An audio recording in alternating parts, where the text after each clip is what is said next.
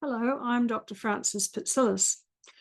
You want to eat smart so that you can have energy throughout the day so that you can do your job and anything else that you want to do.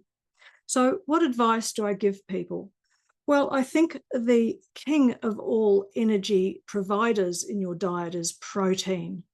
Um, some people can get away without breakfast when they do fasting, but if you do wish to have breakfast, then the key here is to have protein type foods that are going to give you sustained energy throughout the day. And they can include things like yogurt, um, eggs, avocado, nuts if you tolerate them, or a protein smoothie that you can tolerate.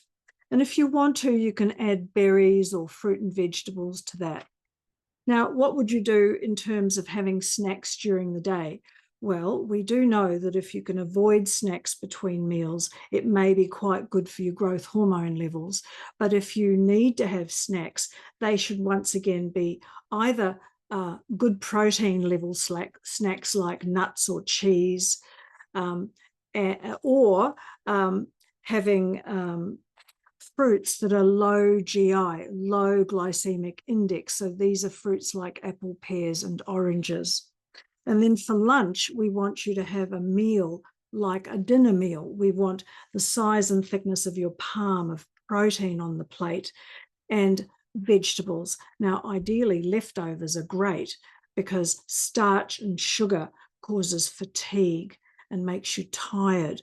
So if you can possibly do that, that's quite helpful.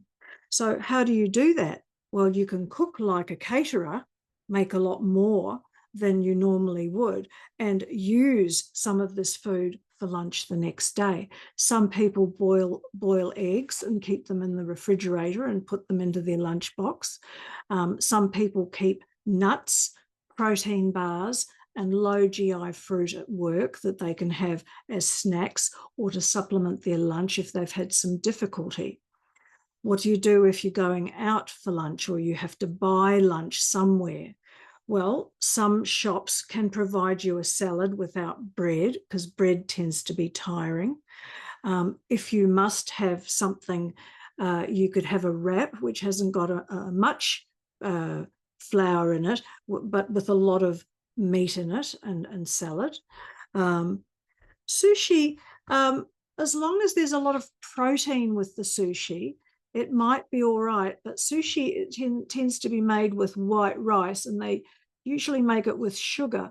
So maybe you could look at the brown rice or the black rice sushi and have more of the avocado and the salmon. So the other thing that I think is important is drinking plenty of water through the day because keeping yourself hydrated is good for you. Watching the caffeine.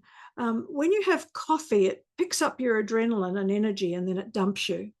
So you don't want that to keep happening all through the day. I think that you could have green tea in between your coffees because green tea does enhance your performance, but it tends to be a bit more sustaining. And watch out for the energy zappers, as I've already mentioned. You know, white foods like cakes, bread, baking, that sort of thing, they tend to pick your glucose level up and dump you. And then you're looking for it again and again and again. So that's no good. You gain weight with that. So you really want to avoid sugar and starchy food, and you want to avoid processed foods as well. So that's why making your lunch at home, if it's at all possible, is very, very helpful. And in the end, it's about thinking carefully about what you take to work or what you can find from work during the day, preparing the night before and thinking about everything, along with fluid intake and watching the caffeine, perhaps preferring some green tea.